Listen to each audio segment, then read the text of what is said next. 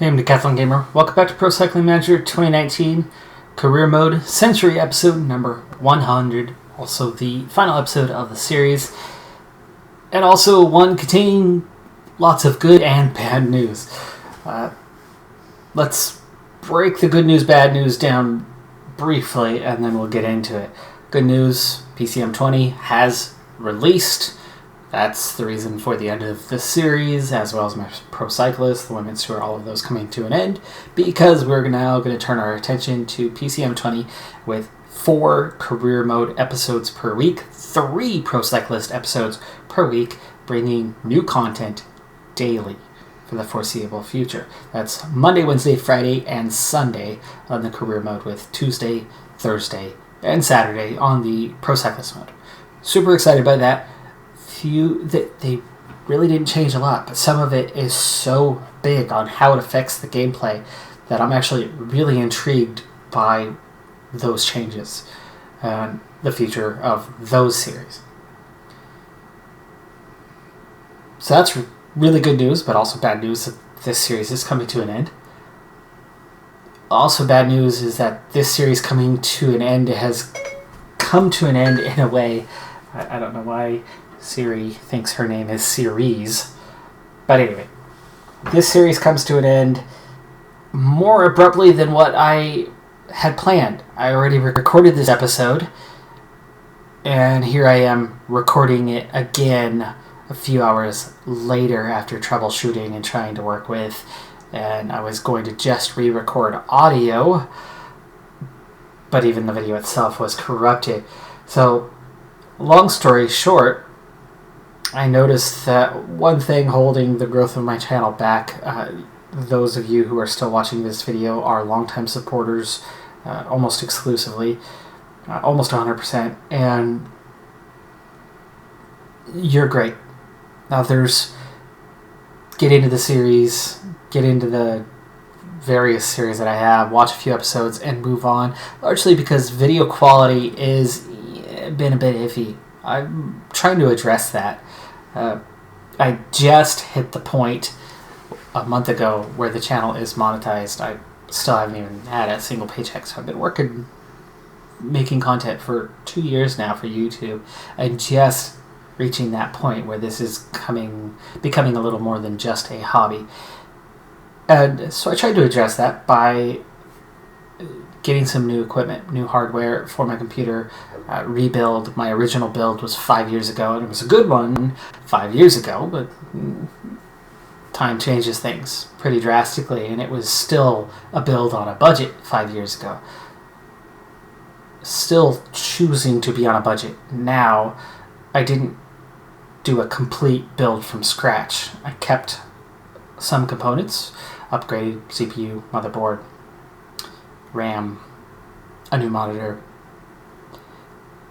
and then as I'm going on, I'm finding some other things.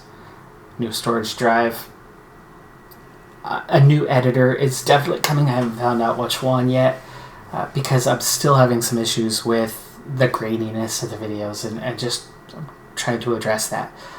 But also in addressing all of that, the newness has created some challenges, and I have lost 4 whole videos in the last 48 hours trying to get things working properly. I hope that my video capture, which is a great one, it's an Elgato HD60 Pro.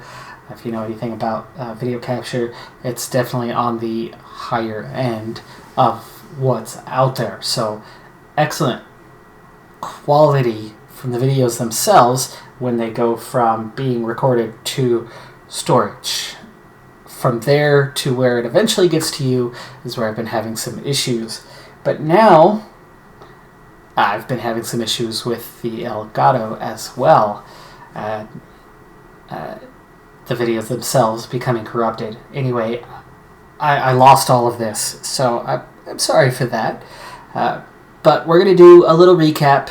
This is going to be a lot shorter than what I initially recorded for this final episode, but you've waited long enough. Let's get to it. Tour de France recap. Beginning, Mads Petersen had a nice 5th place with Evenepoel in 9th in the prologue stage number 1. Philipsen right away completed our objective with a stage win in stage number 2 and claimed the points classification right from the very beginning. Evenepoel with a solid finish on a short, punchy stage number 4 with Petersen right there in 7th. Stage 4 goes again to Philipsen, bit of a cobbled one. And we get a 1 and 3rd place finish, and Philipsen extends his lead. Stage 5, not as great, but still a solid podium for Philipsen. Helps him firm up his points classification lead.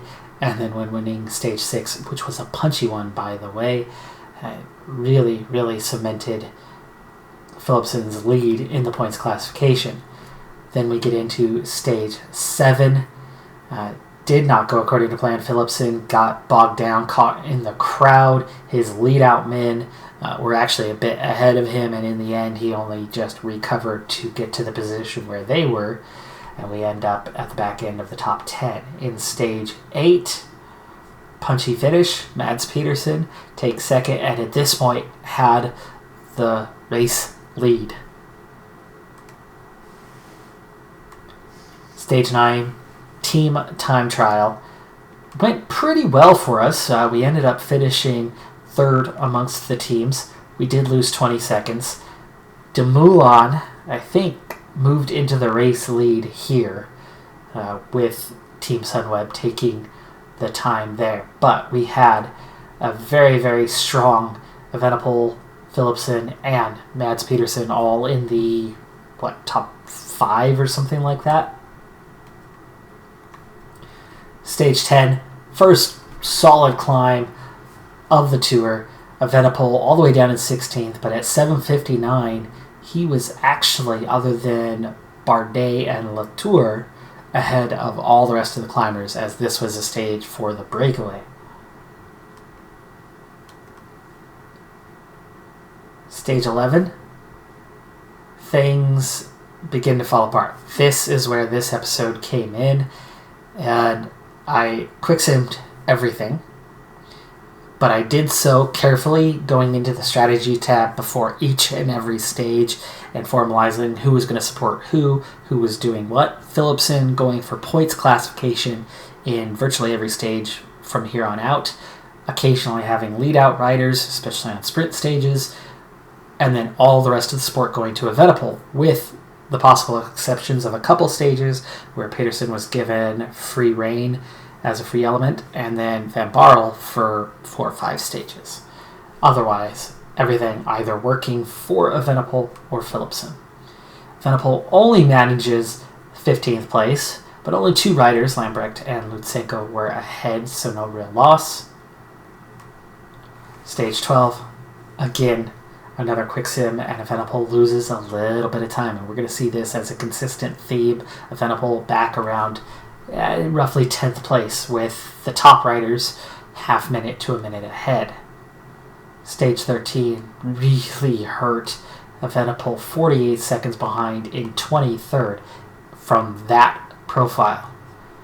But this is what the AI takes into account when they quicksim these stages. They're not looking at what the actual profile is. They don't run the actual races. They just go based off of the generic profile when stages are quicksimmed. 14, another punchy one. Van Barle, there was a breakaway, but again, Evenepoel well behind the other competitors. By now, he's dropped out of the podium already, down to 4th place. Meanwhile, Philipsen, his lead is slowly shrinking. All the intermediate sprints, he's taking 5th or 6th every time, and so he's losing a few points on every stage on average. 15, sprint stage. Breakaway takes the top 10 positions, and then here we are with the sprint finish. Groenewegen, Ackerman, Jakobsen, Ito, Philipsen, nowhere to be seen in 26th. Stage 16, Evenepoel finally with the entire team at his support other than Philipsen, gets in the main group, though he's the last rider, even including Tolhoek, Kamna, Dennis, Gonsalves in the group. Vettel actually gained time on Dumoulin for a change. It, I think, put him back into third place by 1 second ahead of Fuglsang at this point. Stage 17, though, goes right back to losing time. Stage 18, 16th. By himself, 44 seconds, losing contact with his final group. Stage 19, loses a minute 3. I think he was down to 5th place at this point. Philipsen still has the points classification lead, but again, like the other stages, just keeps losing points. Philipsen today was the only day where he had 0. But if you look, we had Groenewegen had 8, Ito had 7, so you can see that's where from the breakaway they started picking up points, and Sagan had 4. Gaviria had 3. So he lost that intermediate sprint to the point where he didn't even get over the line and earn 80 points. Still has the lead, though, in the points classification. Stage 20, the big climbing stage, the one to decide final positions. Evenepoel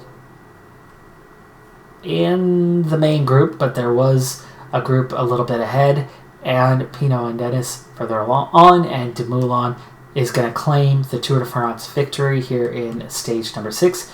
5 riders at the front from the break claiming the stage. And then finally, the Champs-Élysées. Philipsen had a slender lead. It was 16 points entering the final stage of the Tour de France. Gaviria, who was out of contention, won the stage, but Ackermann was in second, 16 points behind. I was clamoring for a 5th place. Philipsen only managed 14th. Ackermann 40 points on the day, Philipsen 9, and that's it. Philipsen on the final day ends up losing the points classification, slipping to 2nd place. Evenepoel with a solid, but not as good as we would have hoped for, 4th place in the Tour. Dumoulin winning by 2 minutes over Bardet, and then Pinot at 6:15 is Remco Evenepoel, and Fuglsang 6:16. We actually ended up holding that 1 second gap over the last couple of stages, the last 3 stages or something like that. It, I think, yo-yoed a bit, but we still ended up at exactly 1 second ahead of Fuglsang in the end. Kamna, Kruijswijk, Dennis, Moss, Roglic, the top 10. We were nowhere in the KOM. Evenepoel does hang on to the under-25s jersey, and we slipped from 2nd or 3rd all the way to 12th in the team classification in the end. So QuickSim clearly shows that where the AI thinks our team belongs is much lower than where I had the team. It made more sense as we went stage by stage and really seeing it. But the reality is we lost close to 6 minutes on the second half of the Tour. Now, there was a lot more climbing going on, and Evenepoel was bound to lose some time. But guaranteed, if we had quick-simmed the first 10 stages, Evenepoel probably would have been at least 2 minutes further back than where he finished. At least 2 minutes, which would have put him somewhere around 7th or 8th in this race if the AI had run the whole race and not us. So we did definitely punch above our weight, even with the quick sim, but it was not to be, and very frustrating that we did lose the points classification in the end. But beggars can't be choosers. PCM20 is out, and I'm happy for it. I'm just hoping that I will have the quality of the videos where I want them in the next couple of days. And hopefully that my second fix now on the Elgato is working and functioning. My test video certainly worked, so hopefully this one works as well. Now, final piece of business as we move forward and wrap this up. Facebook, we did extend with Facebook. However, real world scenario, I did not want to finish with a new sponsor. Real world scenario, I actually would have picked up Ineos as my sponsor. Why? Well, they were offering $5,000 more a month. And that's not the real reason why. That's pretty marginal at best.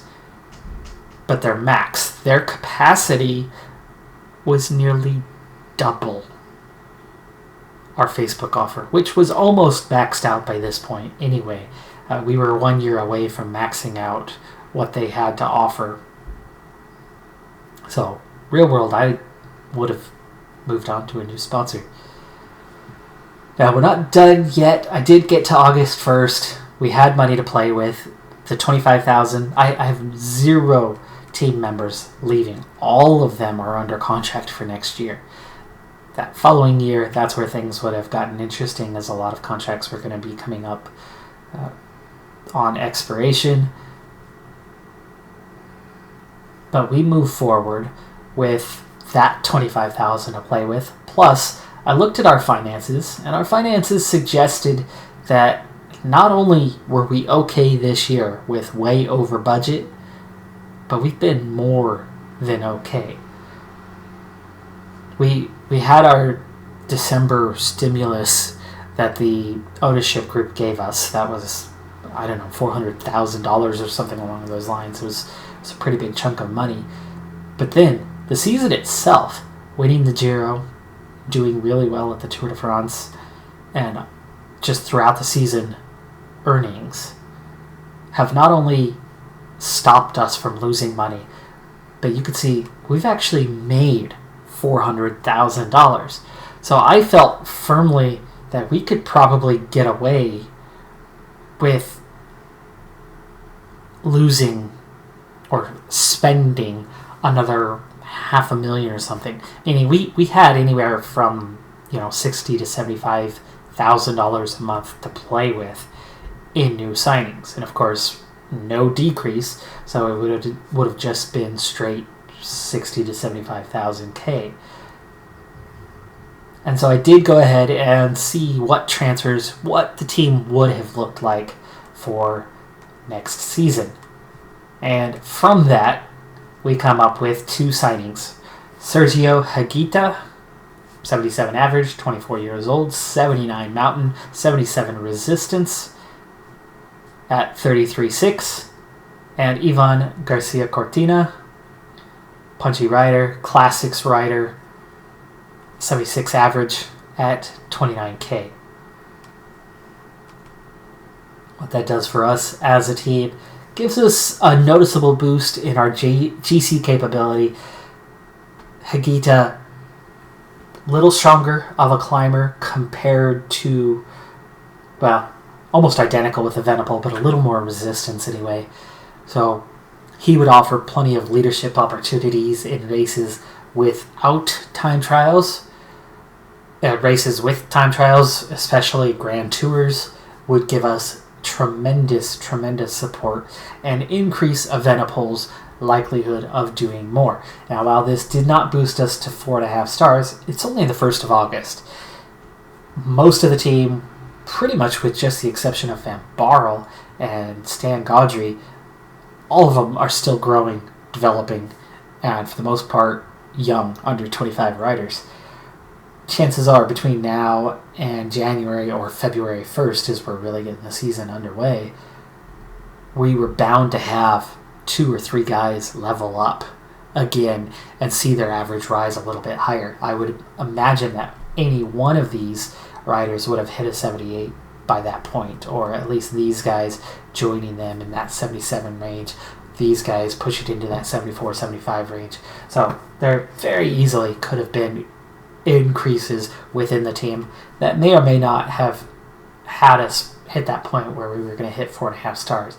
But either way, even without those 2 riders and where we're at now, or where we were earlier in the season, we've had a lot of success this season and really throughout this series. So really happy with where we went, what we got done, and I can't wait to see where the PCM20 challenge takes me. Thanks for tuning in. really, really, from the bottom of my heart, thank you. This has been a tremendous series. We reached 100 episodes on this, and we were still consistently at 100 views. And we've been at 100 views typically for every episode for the last 80 or 90. So those of you that are watching this now is essentially the same core group that has been watching this throughout, and we've held steady on that audience, and that's pretty awesome. And here, as the channel's growing, I'm hoping that the PCM20 series has a chance to be even bigger and even better. I'm Decathlon Gamer. Thanks for tuning in. One last time, let's hit that like button, and I'll see you next time. Have a good one. Be safe out there, and bye for now.